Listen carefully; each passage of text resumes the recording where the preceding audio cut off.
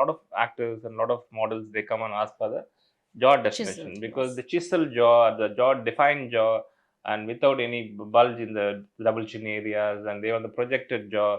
eh, like how will you approach, and who is the ideal candidate to go for this chisel jaw? Because some fatty person come and ask for, like there will be a lot of sagging fat everywhere. If they ask for the chisel jaw, sometimes they need to understand whom we can perform. And Yeah. can you explain more about who is ideal candidates and what is your approach for the chisel jaw thing?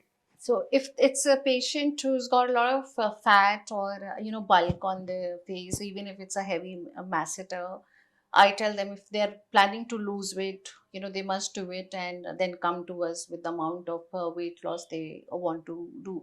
In that time period, we'll treat them with certain energy-based devices, to reduce the fat and to make them look slimmer as much as they can.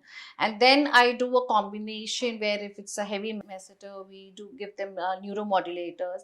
Then again, I'll wait for a month and see how much slimming effect has come into the skin, how much muscle relaxation has happened.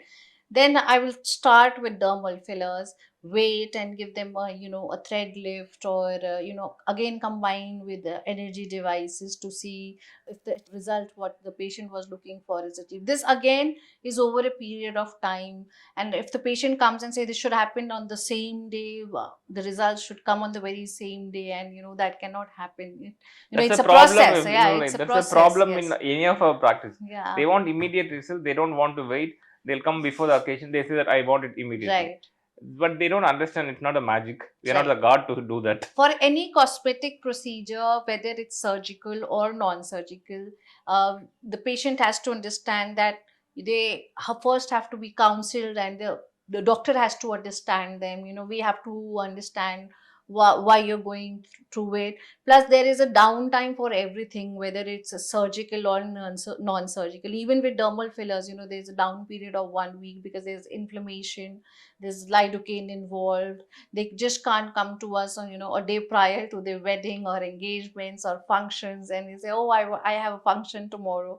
So you must take that time period in hand, whether it's your wedding or any kind of function, or it's for your personal choice, your birthdays and anniversaries, xyz things, that you must give us time and yourself some time, at least 15-20 days or a month, ideally a month's time, for you to reveal yourself into that change and accept that change and heal yourself.